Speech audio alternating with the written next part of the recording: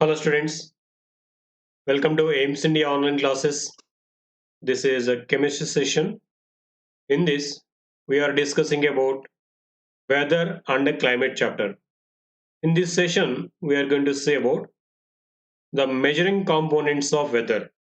What are the different components of weather and how to measure those components we are going to see in this session.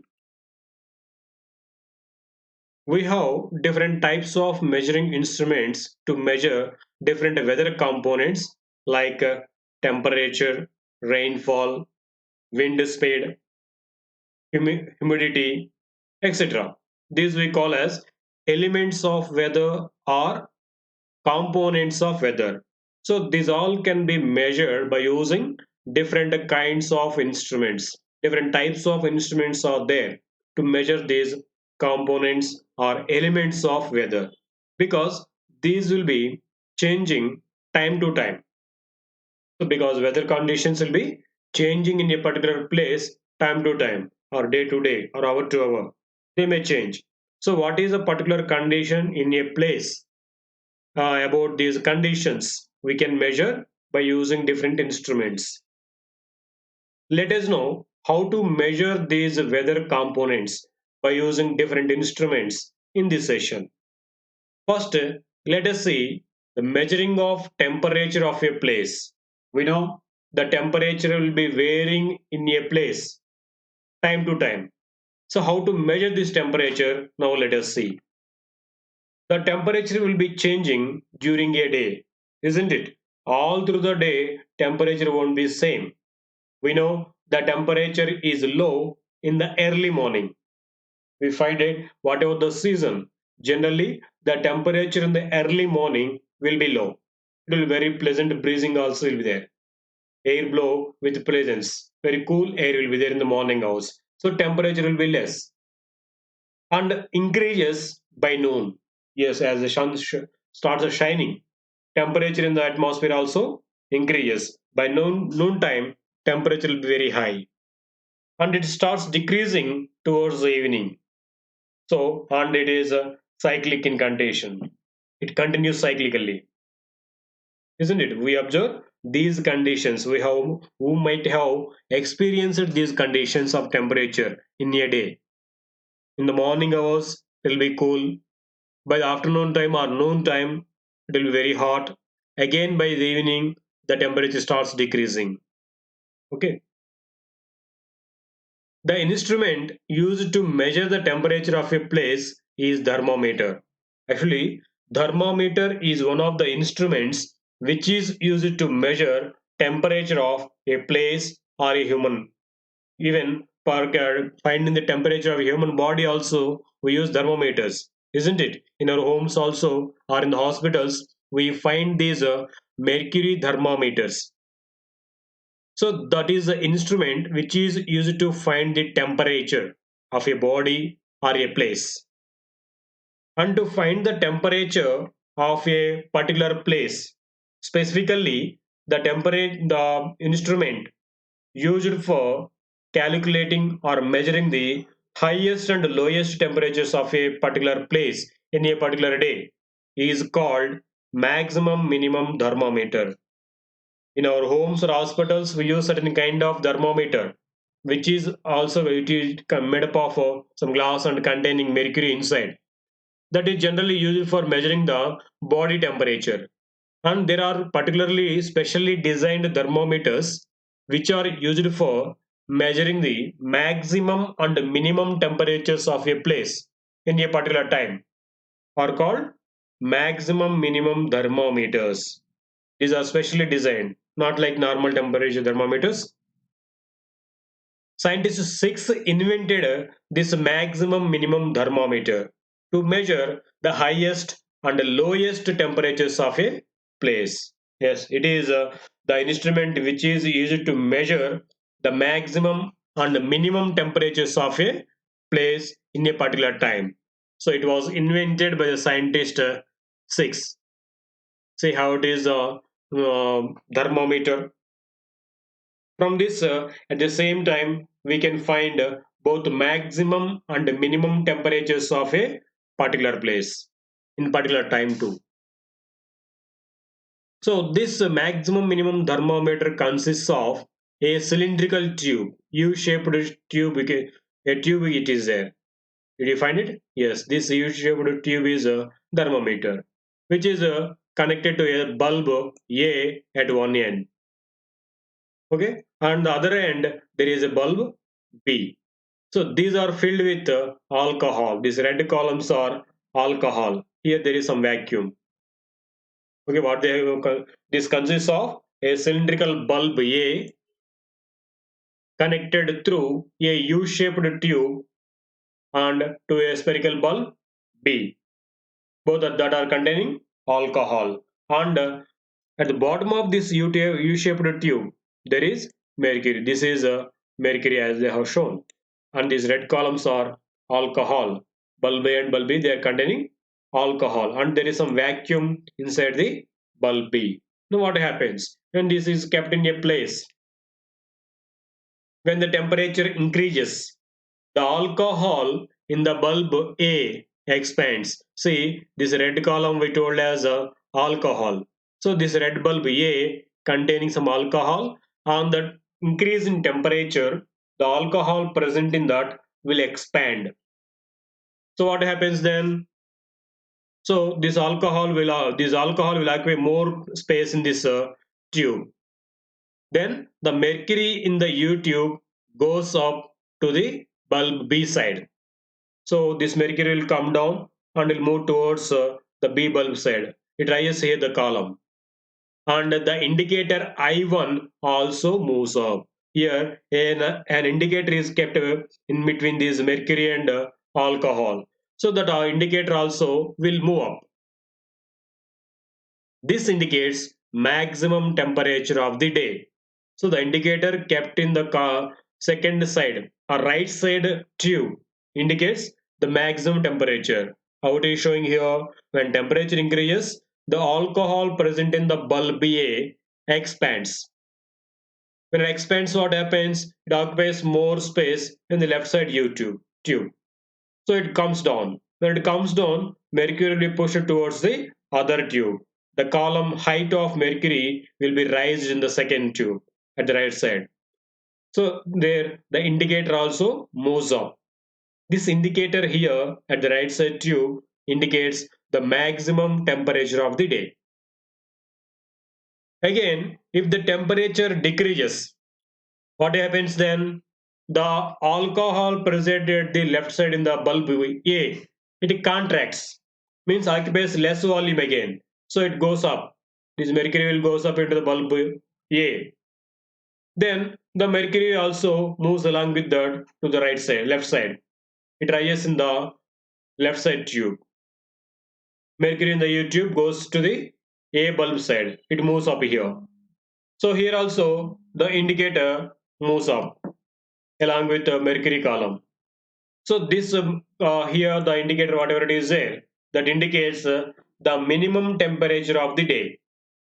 So in this way, maximum temperature and minimum temperature of a day are noted by using this maximum minimum thermometer. Did you understand how it is working? It is having U-shaped tube which is having certain some mercury at the bottom. In the two sides of this U-shaped tube, two bulbs are connected which are filled with alcohol. Now, when it is kept outside, the bulb A containing alcohol, that alcohol will expand and it pushes down the mercury. So the mercury column in the other side will rise up and there will be an indicator at the top of this mercury column which indicates the highest temperature or the maximum temperature of the particular day. And again, when it temperature decreases in that place, what happens then? The expanded alcohol in the bulb A starts contracting again. It starts occupying less volume. As it is moving up, along with that, this mercury also moves up towards the bulb A. Here also, there will be an indicator on the top of this mercury column, which indicates the minimum temperature of the day. For complete contraction of this alcohol, there will be some standing of this mercury column that indicates the minimum temperature of the day. In this way, maximum temperature and minimum temperature are calculated or measured by using maximum minimum thermometer. After taking the readings, like maximum and minimum temperature readings, after taking these two, the indicators I1 and I2 both are brought to their original places by using a magnet. So these two will be brought to some level, certain level, to similar level by using a magnet. Okay, in this way, the temperature is measured. If the temperature of a body is to be measured, we use generally normal mercury thermometers. If we want to calculate or measure the temperature of a particular place in a particular day, we use a specially designed thermometer called maximum minimum thermometer. It is containing two kinds of liquids. One it is mercury and other one is alcohol. It is a U-shaped tube which is having at the left side and right side two bulbs connected at the edges. And the left side bulb contains completely alcohol. Second side it contains some vacuum along with alcohol. So this alcohol expands on increasing temperature and it contracts on cooling temperature. Because of that, there will be variations in the columns of mercury. So from that, we take the measurements of this maximum and minimum temperatures of a day. Okay. Next, measuring rainfall. How do you measure rainfall? Farmers estimate the rainfall based on the wetness of the soil after rain. Yes, generally farmers in their farms, they'll estimate the rainfall, how far rainfall occurred, whether heavy rain or light rain. They'll measure or estimate this rainfall based upon the wetness of the soil in their farms. This is called Padunu. Generally, they will call this as Padunu. This much of rainfall is sufficient to start agricultural activities like plowing. But actually, this is an approximate measure. We cannot say as this exact measurement by observing the soil in the farms. We cannot say it is exact. Just it is approximate measure. This will be done by farmers just by observing the wetness of the soil. So the pattern will be estimated and they will start their cultivational works.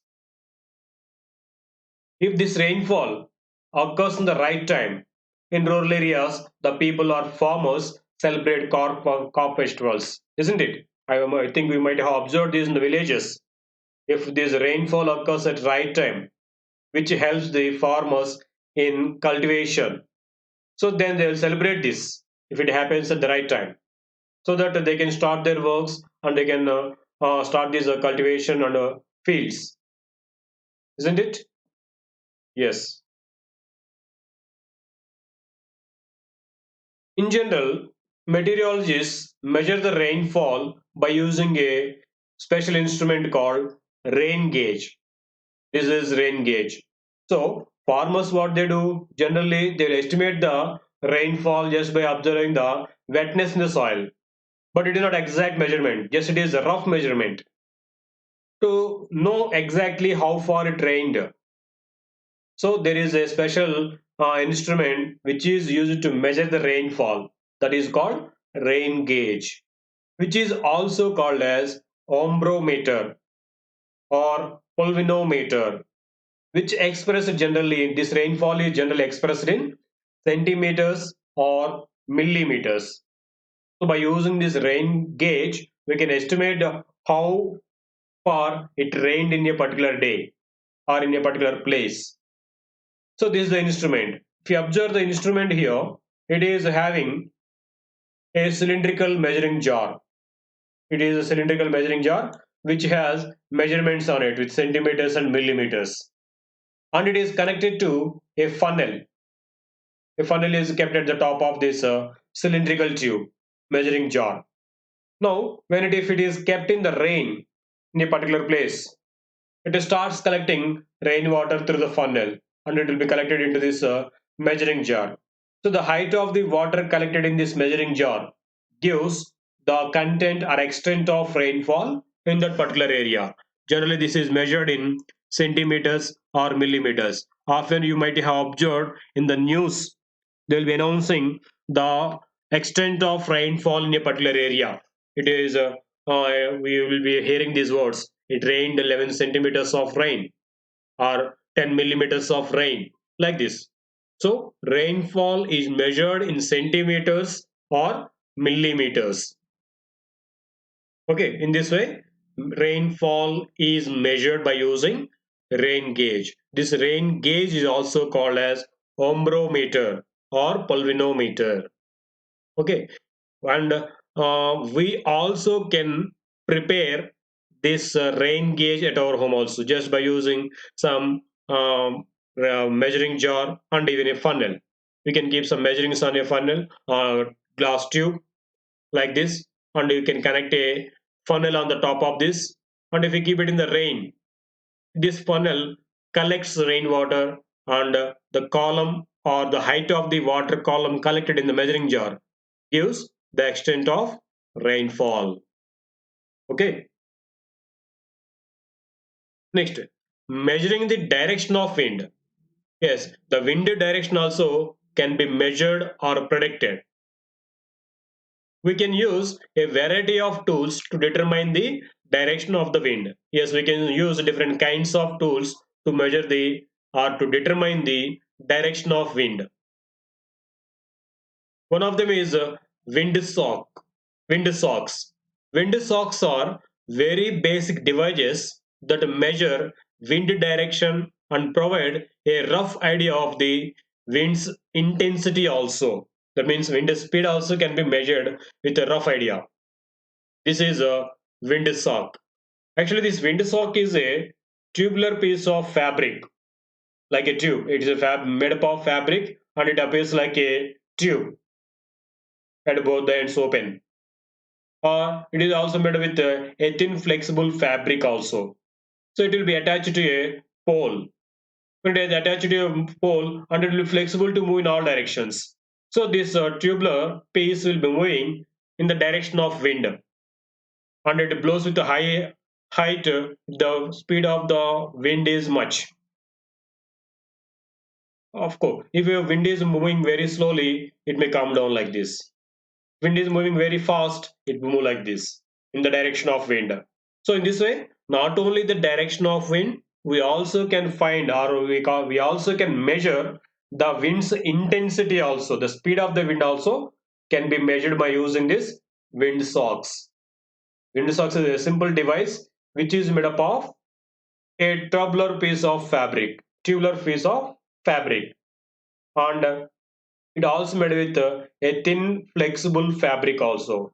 Just by attaching to this to a pole can be made to use this to find this direction of the wind. Okay, one more instrument, that is a wind vane. A wind vane works similar to a wind sock. Instead of a tubular sock, the weather vane is made by a placing a horizontal pole at the top of the vertical pole. Yes, instead of using tubular sock, if we use a horizontal pole on the vertical pole, then it gives a weather vane. See here, a horizontal pole, a vertical pole is taken. On the top of this vertical pole, a horizontal pole is fixed. The poles are joined together such that the horizontal pole can move independently of the structure base on the structure base. So it is fixed here. This horizontal pole is fixed here on this vertical pole so that this can move in all the directions in the flexible way. As per the wind movement, this will be moved into the particular direction. So this direction of wind can be measured or predicted by using this weather vane also. Wind vane or weather vane it is called. Okay, it is also one of the simple instruments or devices just like the wind sock. In the wind sock we use a tubular sock. Instead of that, in this weather vane, it is a one more pole on this vertical pole. So here the importance is it is fixed to this vertical pole in such a way that this can move in all directions. It has some flexibility to move along all the directions according to the wind movement. Okay, this is about weather vane. One more, one more instrument used to find wind direction is a anemometer. So an anemometer is any device that measures wind direction and even intensity also. It may be simple such as the devices described earlier like a wind vane, weather vane or wind sock. It also a simple device and it may be sometimes complex also, and even it works with computer aided machines that measures and records the wind pattern accurately over a time. So to get accurate wind speed and wind directions, generally they use these anemometers. It is the most accurate one. Sometimes it is made with the simple devices, just like the wind vane and weather vane and wind sock. And it also can be made by connecting with the computer aided devices to get accurate values, accurate measurements. Okay, it is anemometer. They're also used to monitor the ideal conditions for spacecraft launches, not only for finding the direction of wind and intensity of wind. They use this instrument to monitor the ideal conditions for spacecraft launches and as surviving tools than prospecting for wind generated power stations.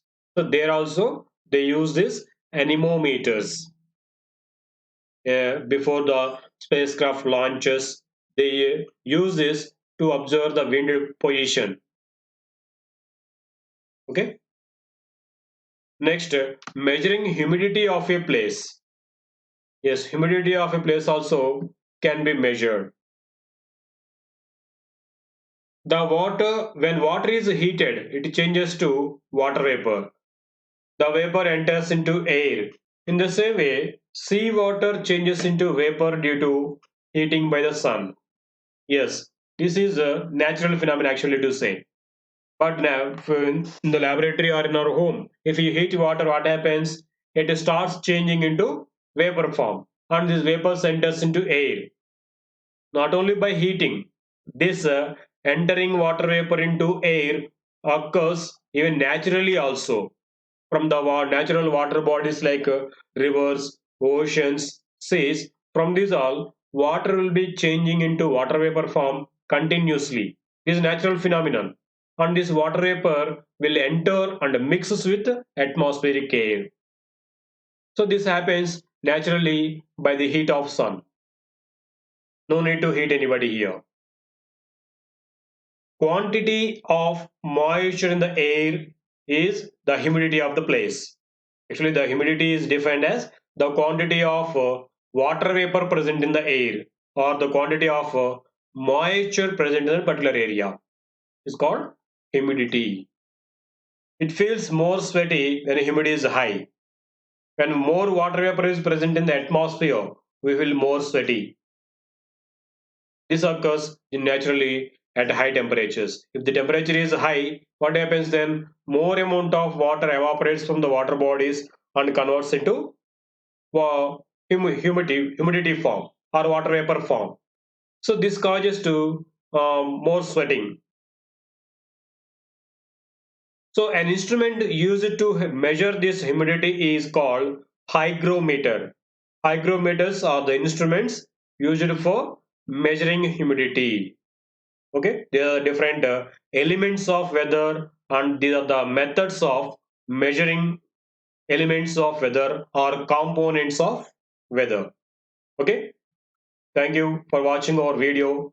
Please subscribe our YouTube channel Aims Today for latest updates on recorded videos. Thank you.